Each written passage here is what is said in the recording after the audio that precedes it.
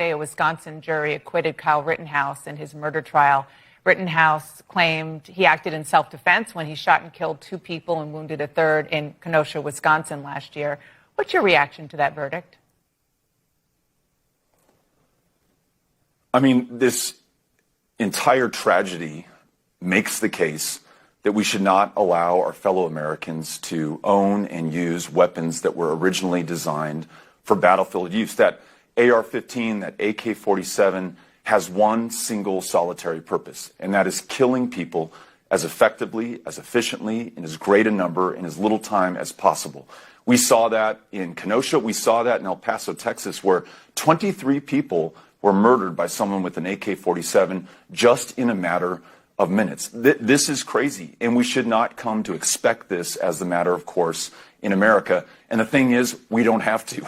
So here in Texas, where most of us, including myself, grew up learning how to use firearms responsibly, let's bring that experience and knowledge to bear. Let's protect the Second Amendment. But let's also make sure that we protect one another by having common sense gun laws. I know that we can do it.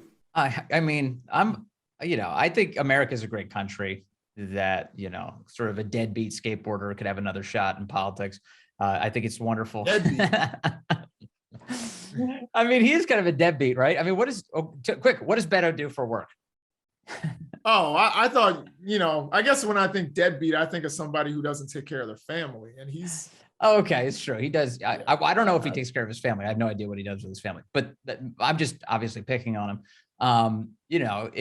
I do think it's funny that he's kind of billed as like a former presidential candidate. That is true, but actually the last political job he had was congressman in Texas. Right. And he ran for Senate and lost to Ted Cruz. He ran for president, didn't make it through the primary. Now he's taking another run, this time another attempt at a statewide office for governor of Texas. I don't know how that message flies. I mean, Beto O'Rourke is, if you had to pick one issue that he's known for, it's the one he was just talking about. His whole thing is I want to take the guns away. He said during the presidential campaign, hell yes, I want to take away your AR-15.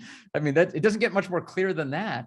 And lastly, I'll say sort of his contempt for people using those weapons defensively and to have them for any other reason other than to hunt humans, which is how he framed up both AK-47s and AR-15s.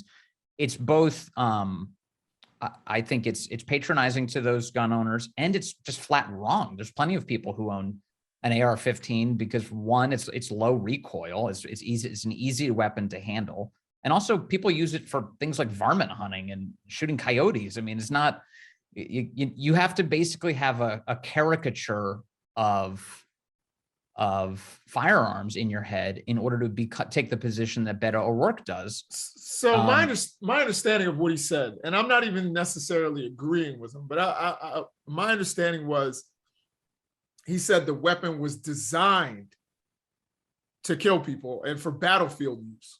And the design certainly of an AK-47, the guy who created it, Kalashnikov, he actually said that. And as a matter of fact, he had a lot of regrets about creating the AK-47 because, small arms have led to a lot of deaths, around the world. They're used in conflicts like in Africa in particular. Sure. The AK-47 has, been a cause of or has been the weapon of choice for warlords and things like that. And he had a lot of regrets about that.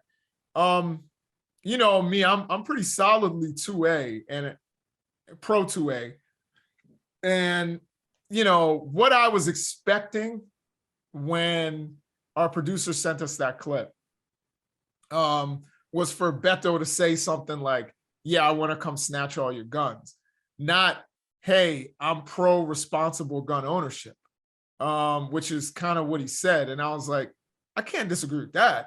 Now, I'm of the mind that it's not the gun.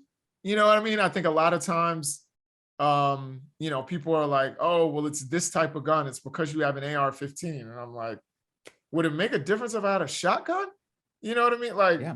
I mean, as a matter of fact, shotgun, I could put a bigger hole in you. The pure numbers on this, as you know, are that handguns kill way more people for sure than an AR-15 does in any given year. I mean, they're easier to conceal.